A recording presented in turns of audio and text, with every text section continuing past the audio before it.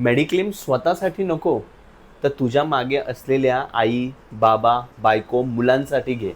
मित्रांनो, एक किस्सा सांगतो. एक 29 वर्षाचा मुलगा आहे. त्याला 3 वर्षाची मुलगी आणि 6 महिन्याचा नुकताच जन्मलेला बाळ आहे. घरात मस्त आई, बाबा, बायको, मुलांचा सुखी परिवार. त्याला सायकलिंगची हॉबी असते. असंच एक सकाळी मित्रांसोबत मिळून तो सायकलिंगला जातो. मागून आलेल्या कारसोबत त्याचं ॲक्सिडेंट होतं. तसंच ते मित्र आणि ते कारचा ड्रायव्हर त्याला एमर्जन्सीमध्ये हॉस्पिटलमध्ये घेऊन येतात. तिकडे CT स्कॅन काढल्यावर कळतं की त्याच्या लेफ्ट साईडच्या मेंदूमध्ये एक रक्तवाहिनी फुटली आहे. न्यूरोसर्जनचा सल्ला असतो की ती लेफ्ट साईडची रक्तवाहिनीचा जो ब्लड बाहेर निघाला आहे त्याला आपल्याला काढावा लागेल. तर क्रेनियोटॉमी हा प्रोसिजर करून ती गाठ काढली जाते.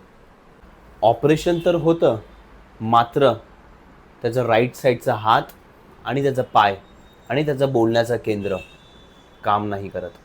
तब्बल त्याची ट्रीटमेंट 1 महिना ICUमध्ये, तर 2 महिने जनरल वॉर्डमध्ये, असं मिळून 3 महिने तो मुलगा हॉस्पिटलमध्ये असतो. मेडिक्लेम नसल्यामुळे त्याच्या आईबाबांना त्याचं राहतं घर आणि त्याची गावाकडची जमीन सर्व विकावं लागते.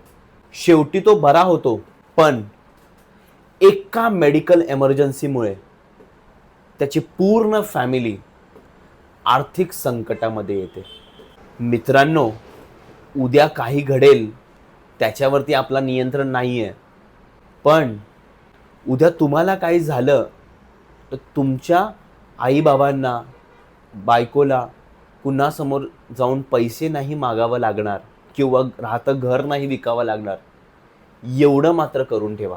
म्हणून मित्रांनो, एक सल्ला देतो. एक वेळेस जेवलात नाही ना तरी चालेल, पण तुमचं आणि तुमच्या परिवाराचं मेडिक्लेम काढून घ्या. वेळ सांगून येत नाही. धन्यवाद.